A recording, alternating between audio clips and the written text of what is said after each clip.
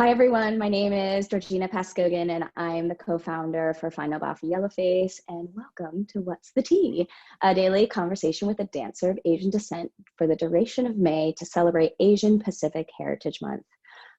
In these discussions, we want to highlight the achievements and the experiences of Asians in dance. And today, I'm super happy to have Noelani Pantastico here from PMB. Welcome to the show. Thank you. Thank you for having me. I feel honored, and it's so nice to meet you finally, virtually.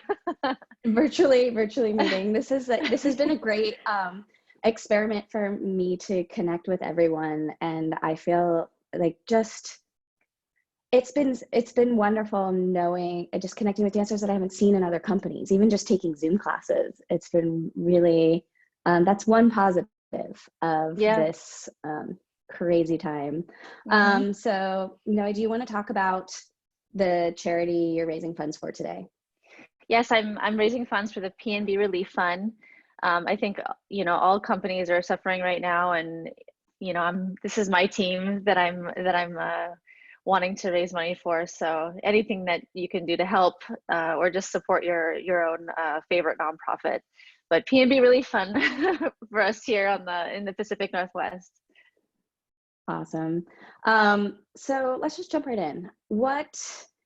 There's so much going on, and without saying it, there are so many people who are suffering, but what are you missing right now? How are you doing with everything? Yeah, I think, I miss dance, but I definitely, when it all kind of went down, I welcomed it. I welcomed the break for my body. I'm an older dancer. I turned 40 a couple of days ago. So I feel like I'm always kind of like teetering at work. One day I'm good, one day I'm not, one day I'm hurting more, one day I'm not. So about a week before this all happened, I kind of saw it coming and got a little bit scared and realized that we were all gonna kind of like disperse.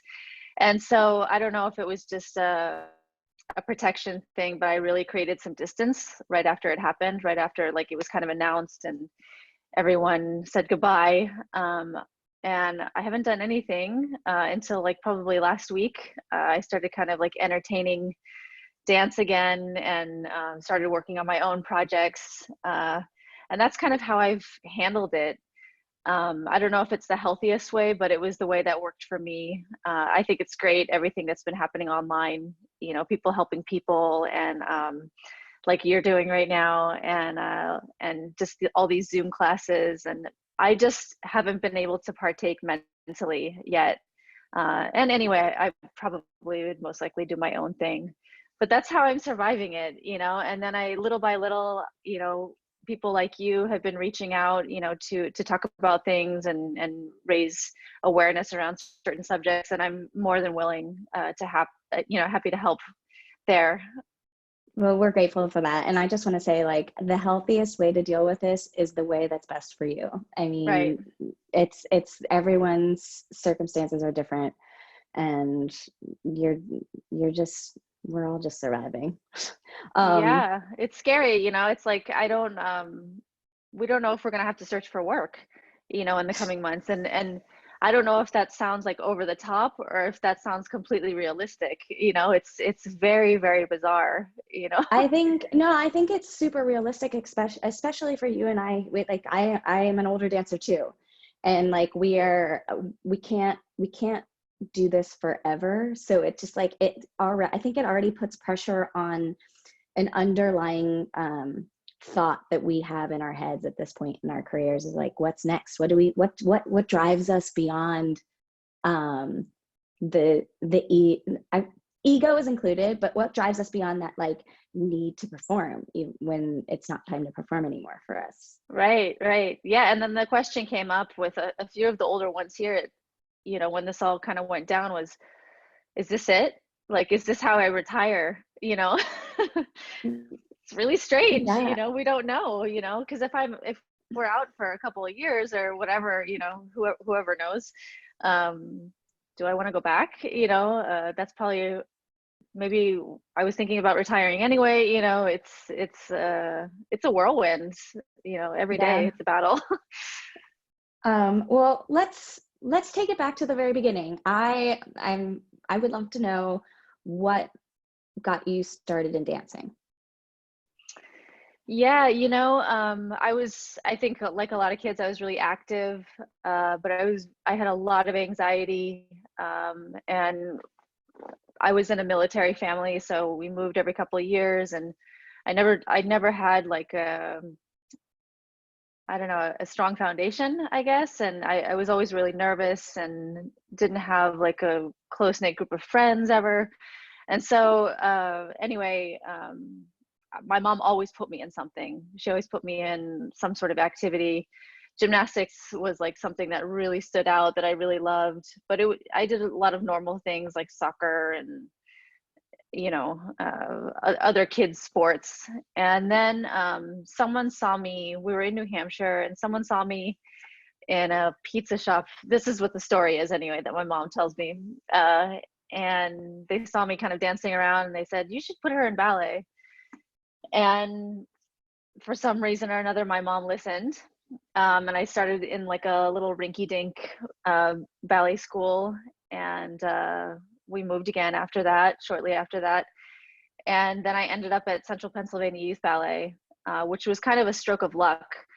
But I think that the teacher that I had in New Hampshire just said, like, I think she actually, you know, she might have something. And there's this other school where you're going. If you live close by, maybe check it out. And we ended up living 5 minutes from CPYB. Yeah, so it really, I really just feel lucky. It just kind of like landed in my lap. And I know my mom had trouble when we got there. I'm one of 6 kids, and I'm the only one that danced the whole time. And when she saw the schedule, it was a little bit daunting, you know, because it's about 3.5 hours a day.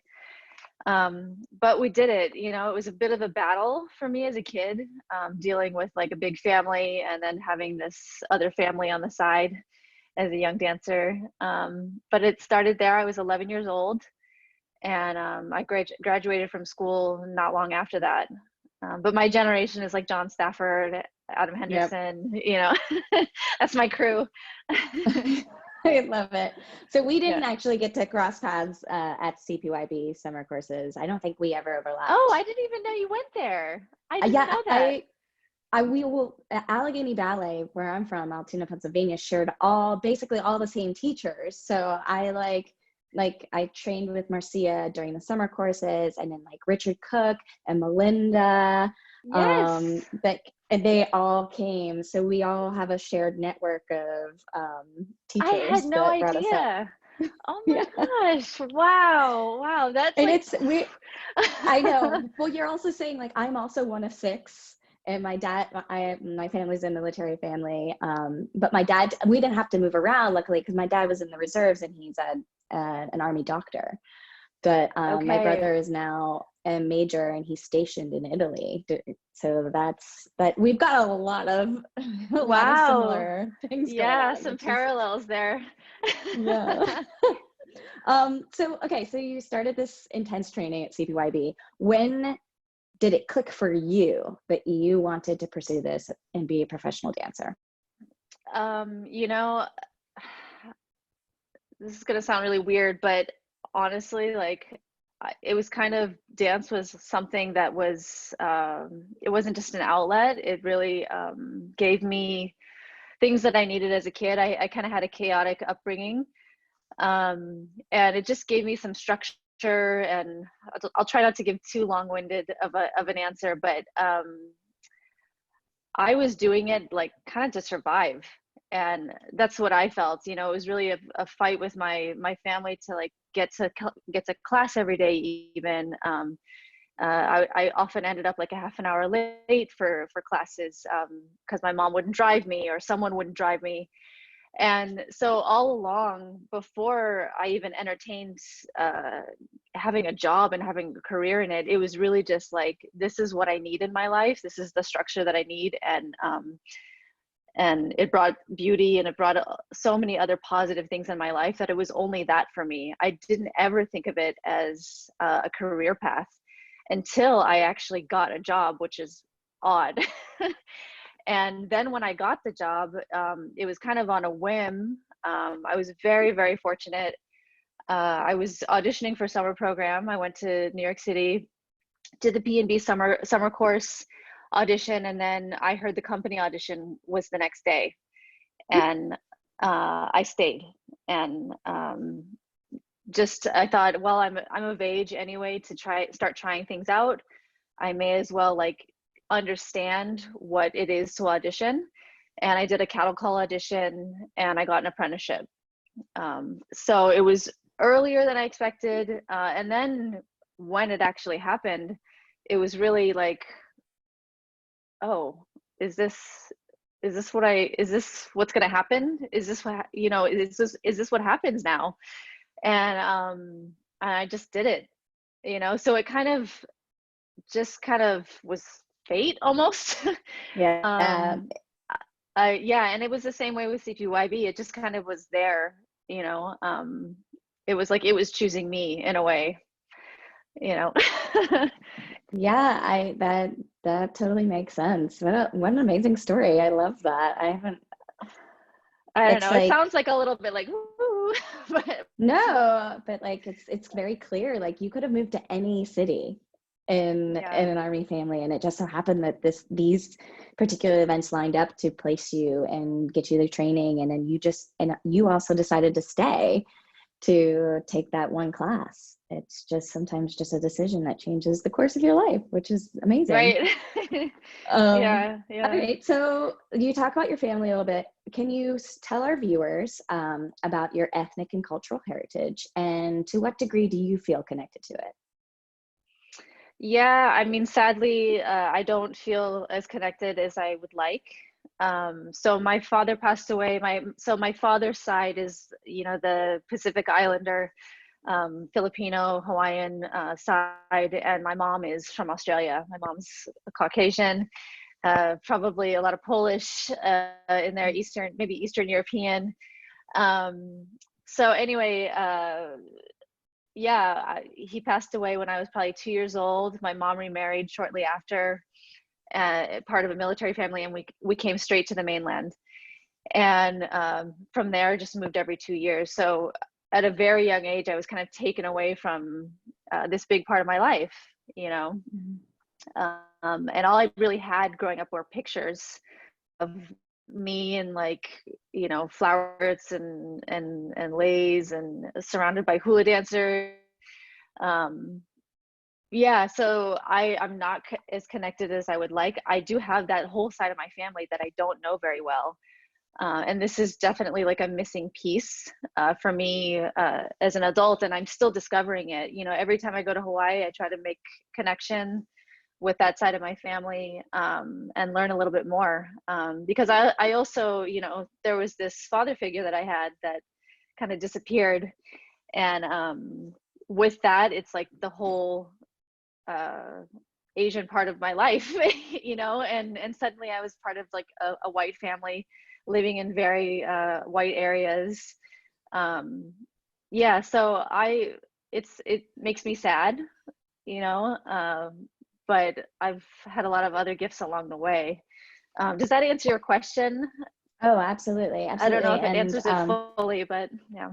well, maybe we can both explore Filipino culture together, because my father is still living. I'm sorry to hear about your dad, but he didn't really steep us in Filipino culture. And what I learned through other Asian American friends outside the ballet world is that he felt, and then I asked my dad, and he confirmed it. He felt that it was the mark of highest success that his children didn't speak Filipino, didn't speak his native language, Whoa. didn't.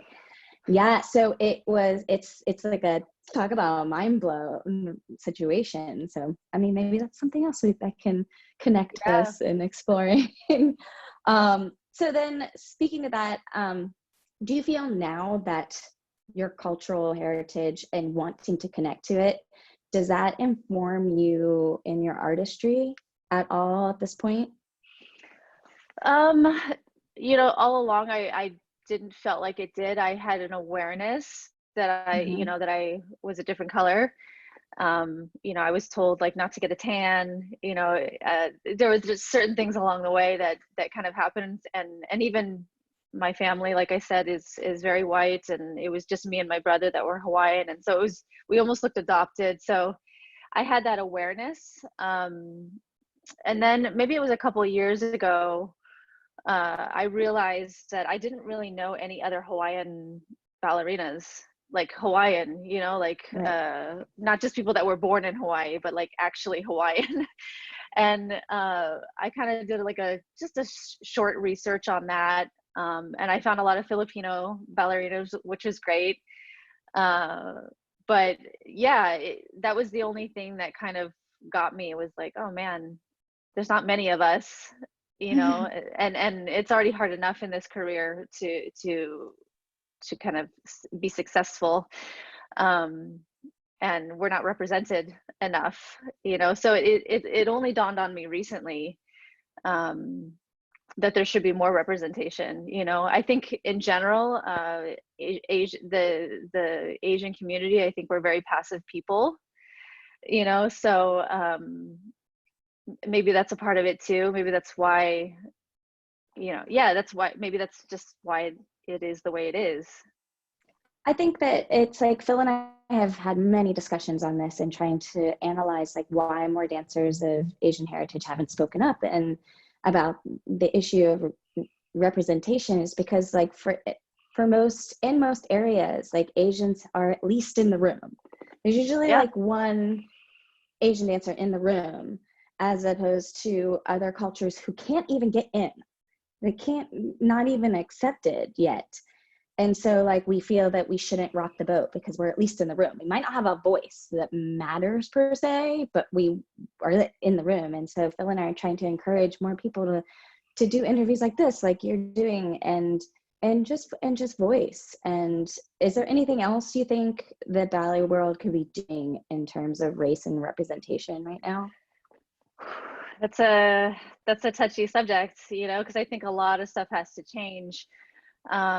There's like, you know, there's a lot of history in ballet, and representation of cultures in certain ballets, and um how do you navigate that? You know, do you just not do those ballets ever again? And if you change it, does it really change it? You know, for Nutcracker is like an easy one to talk about. There, it's great that there's this movement to change things, and um, but is it really changing it? Like really, like the basis of it, or should we just like scrap the whole thing and start over? You know, and is ballet ready for that? You know, um, Right. I don't know. I don't know. It's going to take a lot. I mean, I think it's wonderful what's happening. I'm appreciative of what you guys are doing, and it's making people look at it a little bit more closely, which is wonderful. But I think needs to happen more globally, um, and there needs to be like much bigger change. But it's a start, you know. So I'll take it. Yeah. I'll definitely take it. You know. I agree. And you're doing your part and having these discussions. And I think it's just it's talking about the hard stuff. And that's sometimes to me that was the hardest step is just making that initial voice, letting my voice be heard beyond the voice of my movement in my body. Mm-hmm. Um, so that also brings me to the next question is, have you personally experienced discrimination or what we call yellowface in ballet that you would feel comfortable sharing? You know, I kind of, I look very ambiguous, you know, and I don't know if that served me or not. Um, so I honestly haven't had anything major happen to me. Like I watched Will's the other night, and I was actually like, my jaw was on the floor listening to it all. I've had just little things along the way. You know, we did a ballet, Billy the Kid, like years ago, like when I first joined P&B, and they casted 4 girls as we were actually called Mexican girls. Oh, oof. And yeah. And I think 2 of us, one was Japanese, there was me, and I'm Pacific Islander. 1 girl was Welsh. We're all brunette, and 1 girl was Caucasian. And it was just like, I remember looking around thinking like, this is not right. And no one thought anything of it, and we were trying to portray Mexican, whatever that is, Right. and you just kind of brushed it off because you're It's being also like cast you in a were role. just in the company, like you wouldn't run like that. It No wouldn't way. occur Yeah. to Yeah. someone at that young of an age, also just like in given the circumstances, like that's Yeah. totally understandable. Yeah. You mentioned your family moved around a lot and your mom was a little daunted with the schedule. So how did she feel about you when you took this class, this audition for PMB, and you were like, I'm going to become an apprentice and this is now my job? Were they supportive in that? I think they're still, they don't really know what I'm doing.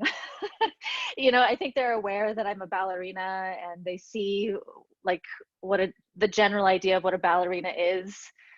But I kind of just took matters into my own hands as a kid and did something with it. And yeah, I mean, like I said, I didn't really even realize that I was going to be a ballerina. It just kind of happened. And so when I took that class, she knew, my mom knew. We didn't realize like the gravity of it, and I didn't think that it would actually happen. It was more just like a test of things and where I was at and what I needed to do for the next audition or whatever. Um, she's been as supportive as she can be, and my family as well. No one's really involved in my career. I wanted to get out of the house. A lot of us kids did. We kind of just wanted to discover ourselves, and we all are in different career paths. It's funny, we all just kind of went our own way. Yeah, and she knows a little bit, but it's mine. This is But my they didn't actively discourage you from pursuing it. No, no, no, no. It was more when I was a kid, it was more like, you have to be with the family, you have to clean your room, and maybe they just didn't know that you could have a career. I don't know, maybe, how people look at it still, oh, is that your full-time job? Yeah, I've heard that so many times. Yeah, so maybe it was just that, maybe, yeah, their idea of success wasn't that. I don't know. I never really have asked them. And this has always just been my thing, and they couldn't take that away from me anyway, regardless of if it was successful in their eyes or not. Yeah, it's mine. I love that. So, which is a great jumping off point for the next question is like, what advice would you have for young dancers who are looking to propel themselves into this career? Yeah, it's a hard career path. It's not easy. It's not for the faint-hearted. I think especially now too, with what we're dealing with, we have these graduates of 2020, and they're going into like a dire situation. All I can say is, it's hard, and what you need is just positivity and courage. Don't listen to all the noise. Just stay clear on your objectives, and just enjoy the journey, because that's actually what it's about. There's no, there's this, I think as ballerinas, you kind of always like are reaching to be perfect. There's always this goal, but that goal is actually not a goal. It's just like this thing that's always there. It's always going to be in front of you. And so just enjoy it while you can, because it goes by like that. That is such a beautiful answer. You just summed that up so wonderfully. So you also have your own initiative company, and I might be saying it wrong, but it's Seattle Dance Collective. Yep. And being artistic director in that sense, like what do you think is needed to build a more loyal and younger, we need a younger audience and a more inclusive audience for dance? What are some of your Yeah. thoughts? Well, I think outreach is very important. I think a lot of companies are doing that. You know, you have to kind of know your community and reach out to all the different cultures within it. When, as James and I build Seattle Dance Collective, James Moore is half Japanese, and so for us, it's just automatically diverse. You Mm-hmm. know, the people that we choose to be involved, we're very aware of that. And even after the first year, we were like, oh gosh, this, you know, this is not right. You know, it's constantly there in the back of our minds. And then just the mission of the company is to gather people and have them collaborate together. So, you know, there are parallels there with culture and also with dancers, just kind of like this melting pot that we're trying to create. And then, you know, and that's our own sort of outreach. But I think every company should be doing that. I think it educates the population, even if they don't step into dance or join the school. But if you offer them something in their schools, in a school program, I think it's super important. It enriches kids' lives and opens their eyes to just different things, you know. Yeah, wonderful. Yeah. Well, that takes us to the end. I just want to thank every viewer out there for tuning in, and thank you Yeah. again, Noe. This is such a lovely thing, and we can't wait for another. We have to keep in touch on a more Of course, frequent basis. absolutely.